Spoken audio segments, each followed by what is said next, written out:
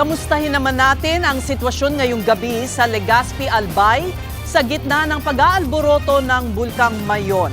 At makakausap natin ng live ang isang residente roon na si Nel Adtoon. Magandang gabi sa iyo, Nel. Ilarawan mo para sa amin kung ano ang estado ngayon ng Bulkang Mayon. Nagbubuga ba ito ng usok? Magandang gabi po. Sa ngayon po ay makita natin sa ating background na ngayon na wala pong yung Bulkan Mayon. Nakatago po ito sa ngayon. Kasalukuyan po nakatago sa ulap dahil medyo umuulan po ang dito po sa Legazpi, dito po sa Albay.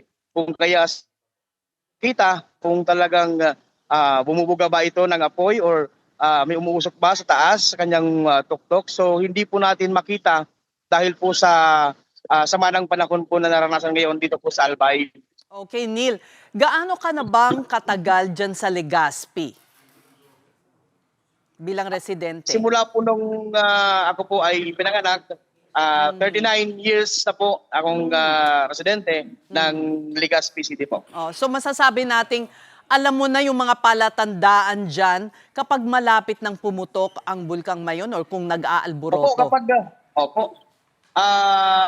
Yung mga palatandaan natin na mga residente dito kapag sobrang mainit yung panahon and then kapag sabi nga ng matatanda kapag meron daw na bumababa ng mga hayop mula doon sa tuktok ng Mayon, pag bumababa na galing doon mga hayop pababa sa dito sa paanan, palatandaan na yun na mayroon na talagang paggalaw o pagkilos doon sa loob ng Mayon at posibleng pumutok. So yun po yung aming palatandaan dito. Ayun, so bago pa man nag-abiso ang PHIVOLCS, meron na kayong nakitang mga ganyang naganap? May mga napansin po, meron din po mga nakita na mga nagbaba na mga hayop, gaya ng mga baka, mga kalabaw na talagang siyempre hindi sila mapakali dahil nga sa aktibidad sa loob ng bulkan. Kaya napansin po namin yung gano'n. Sinabihan na ba kayo na lumikas mula sa inyong kinalalagyan? Opo, actually kanina po nagpulong na yung aming mga barangay officials at sinabihan na yung mga residente na yung mga malapit dito sa amin sa paanan ng Bulkan Mayon ay any moment pwede na pong kaming kunin at pwede na pong ilikas. Pero yung mga nandun po sa 6 kilometers permanent danger zone, talaga pong forced evacuation po sila ngayon. Pinapalikas na po sila ng pamahalaang probinsyal ng Albay.